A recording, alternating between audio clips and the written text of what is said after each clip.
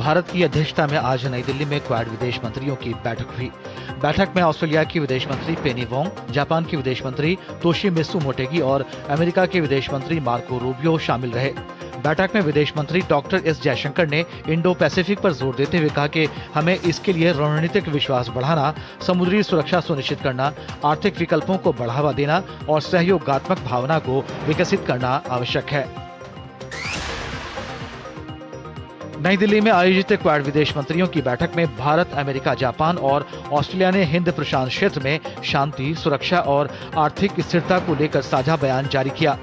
साझा बयान में कहा गया है कि इंडो पैसिफिक की स्थिरता अंतर्राष्ट्रीय कानून और समुद्री मार्गों की सुरक्षा पर निर्भर करती है। क्वाड देशों ने दक्षिण चीन सागर और पूर्वी चीन सागर में बढ़ती सैन्य गतिविधियों और दबाव की राजनीति पर भी गंभीर चिंता जताई। साथ ही बैठक में स्ट्रेट ऑफ होर्मुज और रेड सी में निर्बाध व्यापार और नौ वहन की आजादी पर भी जोर दिया गया।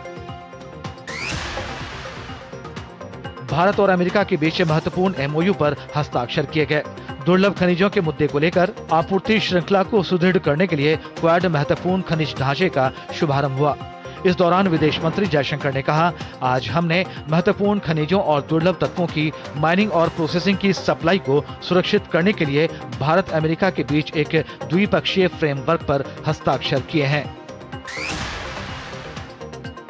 केंद्रीय गृह मंत्री अमित शाह आज बीकानेर दौरे के दौरान भारत पाक अंतर्राष्ट्रीय सीमा पर स्थित सीमा दर्शन चौकी सांचू पहुंचे, जहां उन्होंने बीएसएफ के प्रहरी सम्मेलन में हिस्सा लेते हुए 14 महिला बैरकों का ई उद्घाटन किया।